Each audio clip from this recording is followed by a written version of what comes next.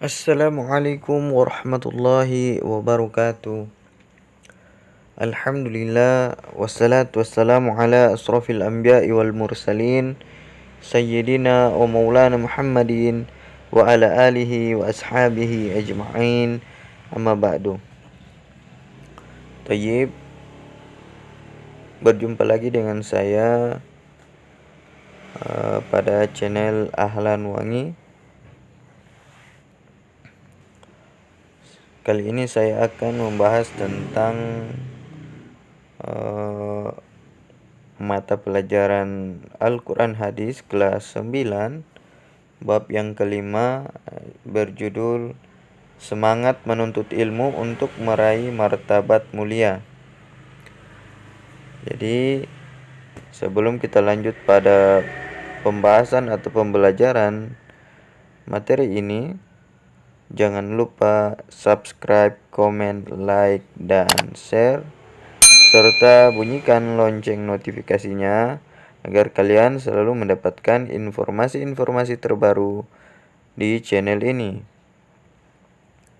Baik, kita langsung saja, tidak usah berlama-lama. Kita masuk, kita lewati dulu kompetensi intinya. Silakan kalian membaca terlebih dahulu.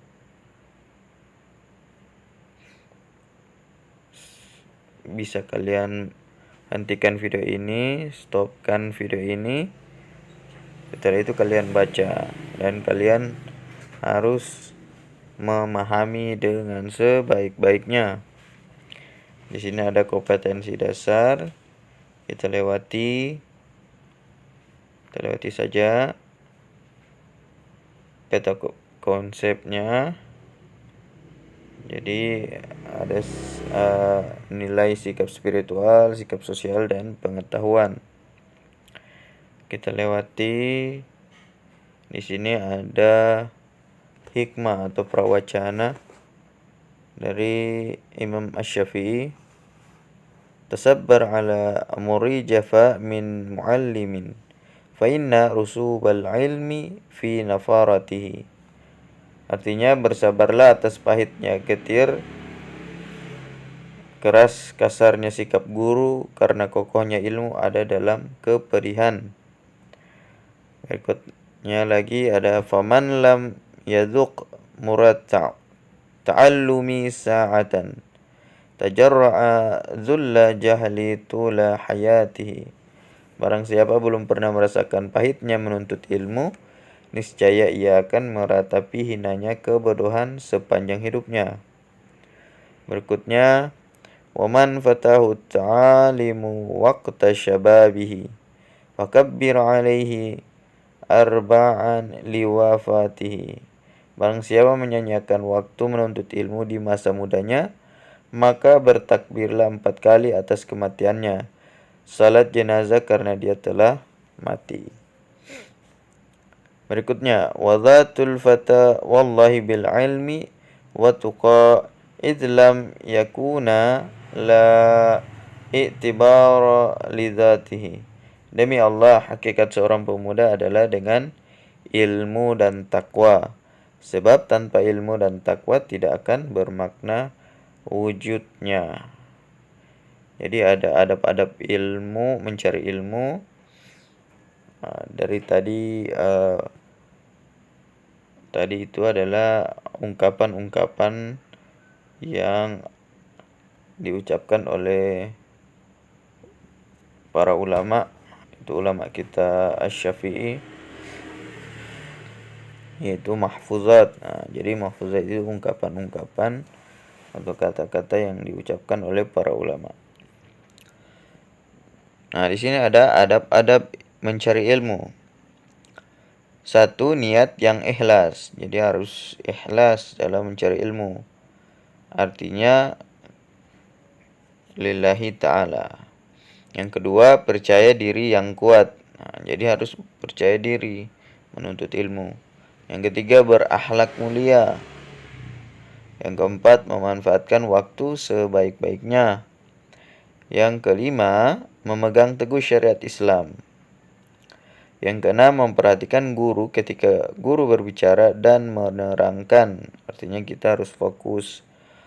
Yang ketujuh, tidak berbicara dan menyela ketika guru berbicara. Yang kedelapan, menjauhkan diri dari hal-hal yang tidak bermanfaat. 9. Menyedikitkan makan, minum, dan waktu tidur. 10. Menyibukkan diri dengan ilmu dengan membaca, menelaah, menghafal, mengulang pelajaran, dan aktivitas lainnya. Berikutnya, 11. Menjauhkan diri dari sikap meminta-minta meski kondisi sangat sulit. Yang ke-12, senantiasa memuliakan dan menghormati guru. Yang ke-13, berterima kasih kepada gurunya. 14. Bersegera mendatangi majelis ilmu sebelum gurunya datang. Ke-15. Tidak meninggikan suaranya kecuali darurat. Yang ke-16. Tidak memotong ketika guru berbicara. Tadi itu sudah. Berikutnya 17. Tidak sombong jika belajar kepada orang yang lebih muda usianya atau kedudukannya lebih rendah. 18. Tidak malu bertanya pada hal-hal yang belum dipahami. Dan yang ke-19, meninggalkan debat kusir. Jadi kalau tidak ada manfaat dalam perdebatan maka harus kita tinggalkan. Nah, di sini ada hazana keilmuan. Al-Quran surat Abasa ayat 1 sampai 10. A'udzu billahi minasyaitonir rajim.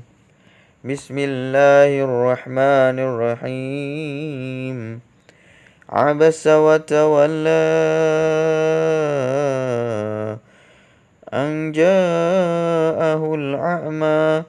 وما يدريك لعله يزكى أو يذكر فتنفعه الذكرى أما من استغنى فأنت له تصدى وما عليك ألا يزكى وأما من جاءك يسعى وهو يخشى فأنت عنه تلهى. Artinya, dia Muhammad berwajah masam dan berpaling, karena seorang buta telah datang kepadanya, yaitu Abdullah bin Ummi Maktum. Dan tahukah engkau, barangkali dia ingin menyucikan dirinya dari dosa, atau dia ingin mendapatkan pengajaran yang memberi manfaat kepadanya. Adapun orang yang merasa dirinya serba cukup, yaitu pembesar pemuka Quraisy, maka engkau memberi perhatian kepadanya, padahal tidak ada celah atasmu kalau tidak menyucikan diri atau beriman.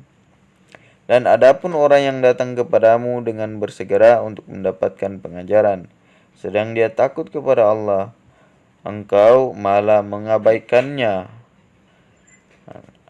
Jadi di sini ada terjemahan atau arti dari mufradat. Di sini abasa itu artinya dia bermuka masam. Wa tawalla dan berpaling. Al-a'ma seorang buta. Yazakka ingin menyucikan dirinya. Au yazakkaru atau ingin mendapatkan pengajaran. Tasadda memberikan perhatian. Yas'a dengan bersegera. Yakhsha takut kepada Allah. Asbabun nuzulnya. Beberapa ulama mengatakan surah ini turun menyangkut sikap Nabi SAW kepada Abdullah ibnu Ummi Maktum ketika Nabi Muhammad SAW sedang sibuk menjelaskan Islam kepada tokoh-tokoh musyrikin Mekah. Salah satunya adalah Al-Walid ibnu Al-Mughirah.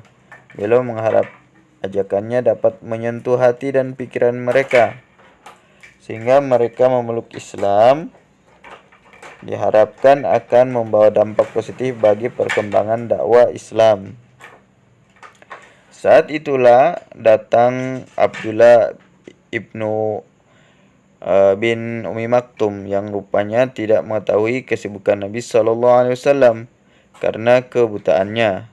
lalu menyela pembicaraan Nabi SAW, memohon agar diajarkan kepadanya tentang Islam. Ini dilakukannya berkali-kali sehingga tidak berkenan di hati Nabi SAW. Namun beliau tidak menegur apalagi menghardiknya. Hanya saja nampak pada air muka beliau rasa tidak senang. Maka turunlah ayat di atas untuk menegur beliau. Kandungan ayat dalam Quran surat Al-Baqarah 1-10, Allah Subhanahu wa taala memerintahkan Nabi sallallahu alaihi wasallam agar tidak berpaling dari orang yang ingin membersihkan jiwanya, membersihkan diri dari akhlak tercela dan ingin mendapatkan pengajaran. Kemudian tidak terlalu berharap kepada para pemuka Quraisy atas keislamannya. Allah lah yang akan memberi petunjuk bagi yang Dia kehendaki. Allah Subhanahu wa taala juga memerintahkan Nabi SAW agar tidak mengkhususkan memberi peringatan kepada seseorang, namun wajib menyampaikannya kepada siapa saja, tidak membedakan kaya atau miskin, pejabat atau rakyat biasa. Sambutan yang baik kepada orang yang datang dan membutuhkan itu lebih baik dan wajib, sedangkan berpalingnya pada orang kaya yang tidak memerlukan karena tidak memiliki keinginan pada kebaikan itu tidak layak. Kewajiban kita adalah mendidik kaum muslimin, terutama bagi yang menginginkan pengetahuan dan pengajaran. Ayat-ayat di atas mengajari kita akan pentingnya kepedulian terhadap sesama muslim dan menebarkan ilmu keislaman kepada mereka. Quran surat Al-Baqarah 1-10 mengandung beberapa hal yang terkait dengan etika pengajaran, antara lain sebagai mukmin. 1. Wajib mengenali orang yang membutuhkan bantuan. 2. Memberikan pelayanan yang proporsional dan profesional. 3. Pelayanan yang diberikan harus dengan niat yang ikhlas dan menyerahkan hasilnya kepada Allah Subhanahu wa taala. Ayat-ayat di atas juga mengajarkan kita bahwa sebagai guru hendaknya memberikan penghargaan dan pelayanan yang sama. Selalu husnuzon, harus bersikap cermat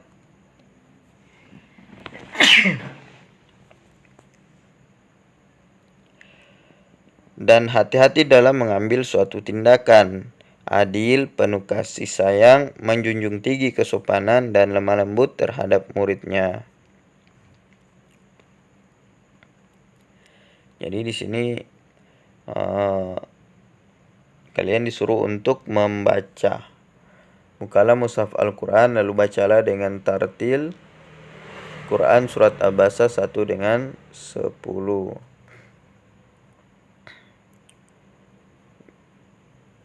Kita lewati saja. Kita kita masuk pada Quran surat Al-Mujadilah ayat 11. A'udzu billahi minasyaitonir rajim. Bismillahirrahmanirrahim.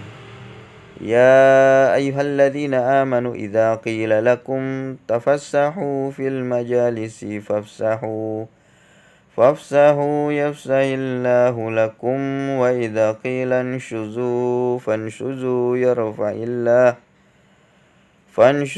yarfa'illahu alladhina amanu minkum walladhina utul ilma darajat wallahu bima ta'maluna khabir. Artinya, wahai orang-orang yang beriman, apabila dikatakan kepadamu, berilah kelapangan di dalam majelis-majelis, maka lapangkanlah, niscaya Allah akan memberi kelapangan untukmu. Dan apabila dikatakan berdirilah kamu, maka berdirilah, niscaya Allah akan mengangkat derajat orang-orang yang beriman di antaramu dan orang-orang yang diberi ilmu beberapa derajat. Dan Allah Maha teliti apa yang kamu kerjakan. Di sini ada arti mufradatnya. Pertama ada tafassahu, berilah kelapangan. Yafsahillahu, Allah akan melapangkan. Wa idza qila anshuzu, jika dikatakan berdirilah kamu. Fanshuzu, maka berdirilah kamu. Yarfa'illah, niscaya Allah akan meninggikan. utul ilma, orang yang berilmu, darajatin, dengan beberapa derajat. Ta'maluna khabir, maha teliti apa yang kamu kerjakan. Berikutnya ada asbabun nuzulnya. Rasulullah Shallallahu Alaihi Wasallam biasa memberikan tempat khusus kepada para sahabat ahli Badar. Suatu hari ketika majelis sedang berlangsung, datang beberapa sahabat ahli Badar. Ahli Badar maksudnya orang yang pernah berjuang dengan Rasulullah pada perang Badar. Lalu mengucapkan salam kepada Rasulullah SAW dan beliau menjawabnya.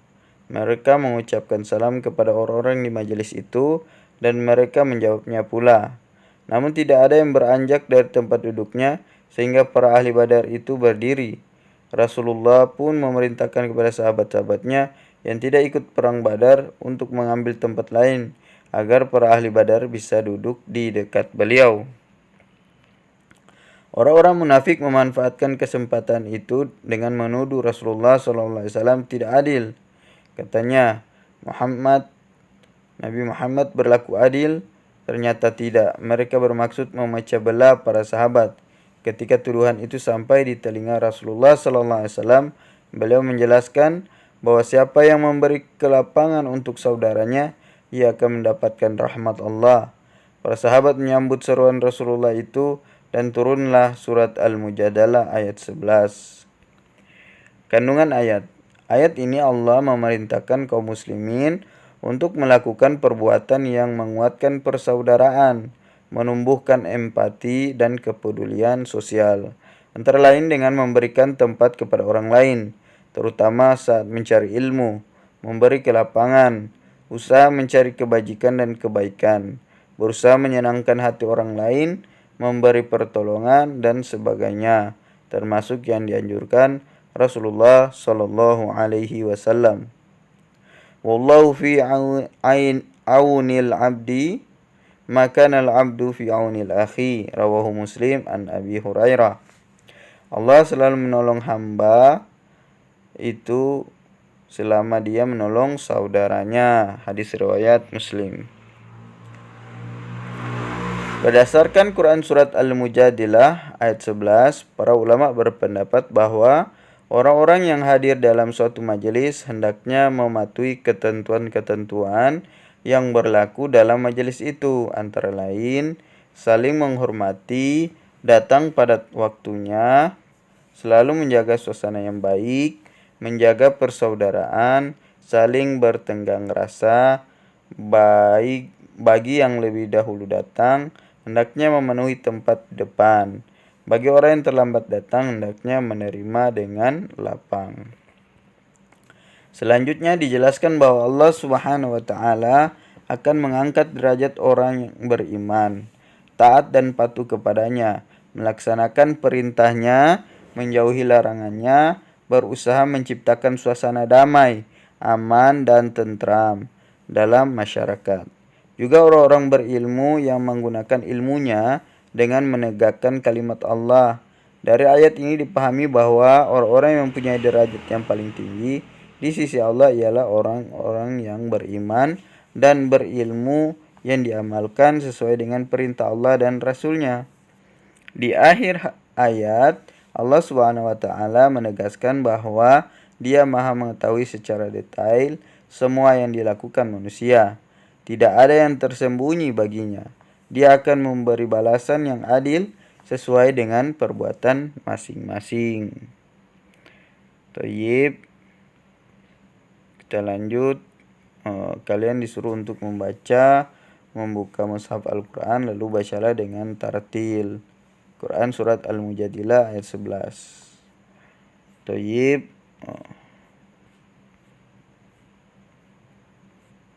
Kita lewati. Sini ada masuk pada rangkuman. Jadi kita mulai dengan keutamaan ilmu. Ilmu hanya dimiliki oleh manusia. Nabi Adam alaihissalam lebih mulia daripada malaikat karena ilmu. Ilmu sebagai sarana untuk bertakwa. Ilmu akan menjaga pemiliknya. Ilmu menjadikan perhiasan bagi pemiliknya. Ilmu sebagai petunjuk menuju keselamatan. Kebahagiaan dunia dan akhirat diraih dengan ilmu. Orang yang berilmu akan ditinggikan derajatnya. Ilmu menjadikan manusia menjadi terhormat dan bermartabat. Malaikat, hewan, dan tumbuhan mendoakan orang yang sedang mencari ilmu. Orang yang sedang menuntut ilmu dinilai sebagai jihad.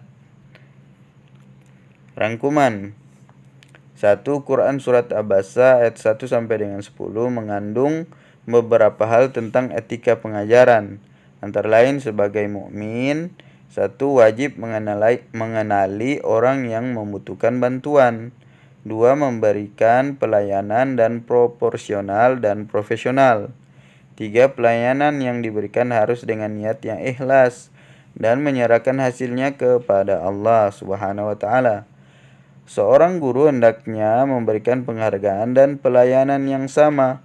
Selalu husnuzon, harus bersikap cermat dan hati-hati dalam mengambil suatu tindakan. Adil, penuh kasih sayang, menjunjung tinggi kesopanan, dan lemah lembut terhadap muridnya. Yang kedua, Quran Surat Al-Mujadilah ayat 11. Allah memerintahkan kaum muslimin untuk melakukan perbuatan yang menguatkan persaudaraan, menumbuhkan empati dan kepedulian sosial, antara lain dengan memberikan tempat kepada orang lain, terutama saat mencari ilmu, memberi kelapangan, usaha mencari kebajikan dan kebaikan, berusaha menyenangkan hati orang lain, memberi pertolongan. Allah juga akan meninggikan derajat orang-orang yang beriman dan berilmu. Tayyib, itulah rangkuman pada materi kali ini tentang Quran Surat Abasa dan Quran Surat Al-Mujadilah. Quran Surat Abasa 1 sampai dengan 10 dan Quran Surat Al-Mujadilah ayat 11. Tayyib,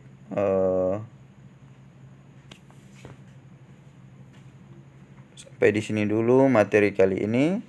Semoga bisa bermanfaat. Sukses terus, selamat belajar. Jangan bosan-bosannya untuk belajar.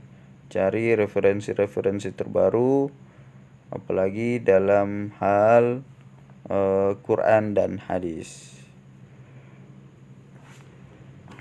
Tayyib, jangan lupa subscribe, komen, like, dan share video ini, serta bunyikan lonceng notifikasinya agar kalian selalu mendapatkan informasi terbaru pada channel ini. Apabila ada kata-kata saya yang salah dalam pengucapan, saya mohon maaf yang sebesar-besarnya.